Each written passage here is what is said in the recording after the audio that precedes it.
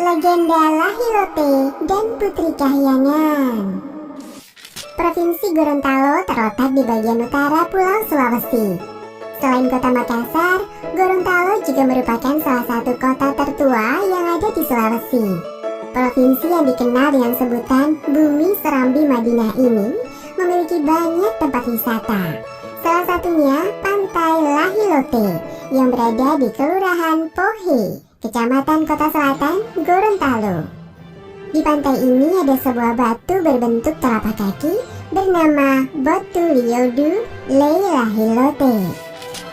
Alkisah pada zaman dahulu kala, di salah satu daerah di tanah Gorontalo, tinggal sebatang kara seorang laki-laki bernama Pilu Le Lahilote. Ia pemuda yang gemar berburu. Ia juga sering mengembara dan keluar masuk hutan. Pada suatu hari, seperti biasa setiap pagi, Lahilote pergi untuk berburu binatang. Namun kali ini ia mendengar suara ribut-ribut di sebuah telaga yang berada tak jauh dari hutan. Suara terdengar sayup-sayup di kejauhan, seperti banyak wanita yang sedang bersenda gurau. Lahilote kemudian mendekati asal suara itu. Ketika sampai di tempat asal terdengarnya suara, Lahilote melihat ada 7 wanita cantik sedang berada di sebuah telaga. Mereka sedang bersiap-siap terbang ke angkasa. Namun mereka bercanda hingga suaranya terdengar sampai keluar telaga. Lahilote yakin mereka adalah Putri Kahyangan yang turun dari langit. Hari-hari berikutnya, Lahilote selalu berkunjung ke telaga dan mencari tahu kapan para Putri Kahyangan datang ke telaga. Setelah lama mencari tahu, hari yang ditunggu pun tiba. Di satu pagi yang cerah, setelah turun hujan, 7 Putri Kahyangan itu kembali datang ke telaga yang indah dengan air jernih itu. Mereka berada di dalam telaga dengan riang gembira sambil bersenda gurau dan berenang mengitari telaga. Lahilote sangat terpesona dengan kecantikan para Putri Kahyangan.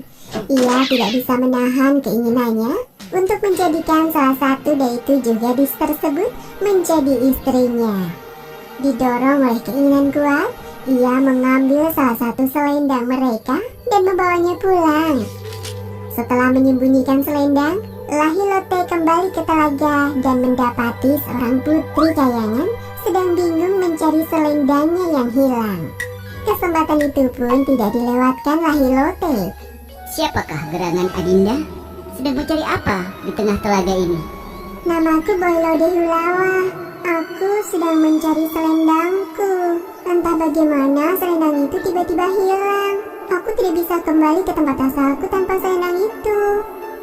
Lahilote kemudian membujuk Boylode Hulawa untuk tinggal di rumahnya hingga selendang miliknya bisa ditemukan.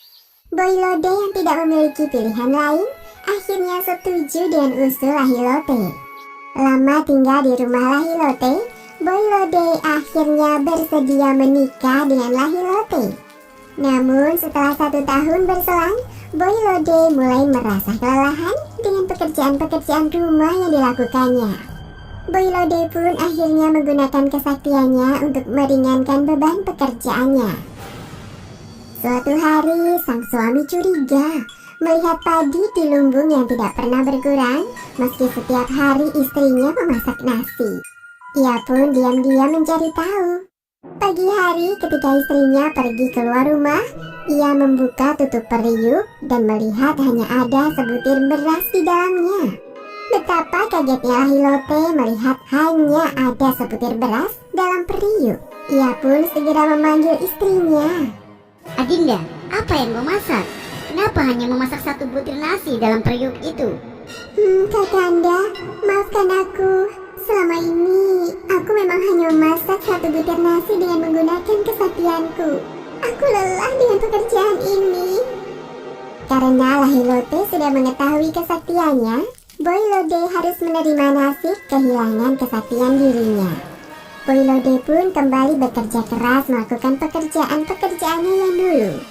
Seiring berjalannya waktu, keinginan Boylode untuk kembali ke Kahyangan perlahan terlupakan. Hingga pada suatu hari, ketika ia tengah membersihkan lumbung padi, Boy Lode tidak sengaja menemukan selendangnya yang telah bertahun-tahun hilang, tiba-tiba berada dalam sebuah tabung bambu. Seketika itu juga ia segera memakainya dan terbang ke kayangan tanpa memikirkan suaminya yang tengah mencari rotan di hutan. Sementara itu, setelah seharian mencari rotan, Lahilote pulang dengan membawa banyak rotan. Jumlahnya 2 kali lipat dari biasanya. Ia bergegas pulang untuk memberitahukan kabar gembira itu pada istrinya. Tapi alangkah sedihnya Lahilote. Ketika sampai di rumah, ia tidak menemukan istrinya. Ia lalu teringat selendang yang disimpannya. Dengan tergesa ia mengambil tabung bambu tempat selendang istrinya disimpan. Namun tabung bambu itu telah kosong. Boy Lode telah menemukan selendang miliknya. Ia pasti telah kembali ke tempat asalnya di kayangan. Lahilote sangat sedih mendapati dirinya ditinggal pergi sang istri. Ia ingin menyusulnya, namun bagaimana caranya? Semakin dipikirkan, Lahilote semakin sedih. Tidak berselang lama, seorang laki-laki dari suku Polahi yang tinggal di dalam hutan datang menemuinya dengan membawa rotan Hutiamala. Gunakan rotan ini untuk menemui istrimu di kayangan. Apa ini? Apakah aku bisa menemui istriku dengan menggunakan rotan ini? Tentu saja, cobalah. Tanpa bertanya lagi, Lahilote segera menerima rotan Hutiamala. Ajaib, Lahilote bisa terbang ke kayangan dan berhasil bertemu kembali dengan istrinya. Kakanda, bagaimana Kakanda bisa sampai di sini? Aku diberi rotan ini untuk menuju kayangan, Adinda. Di kayangan mereka hidup bahagia tanpa kekurangan apapun. Hingga pada suatu hari, ketika Boy Lode sedang mencari kutu di kepala Lahilote, ia melihat beberapa helai rambut milik suaminya mulai beruban. Namun, Boy Lode terkejut bukan kepalang melihat uban di kepala suaminya.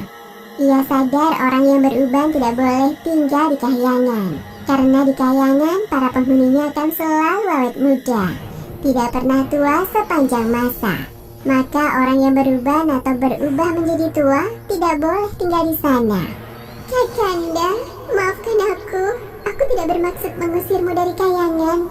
Tapi peraturan di kayangan tidak boleh ada satupun penghuni kayangan yang beruban ataupun menua. Kumohon, Kakanda mengerti.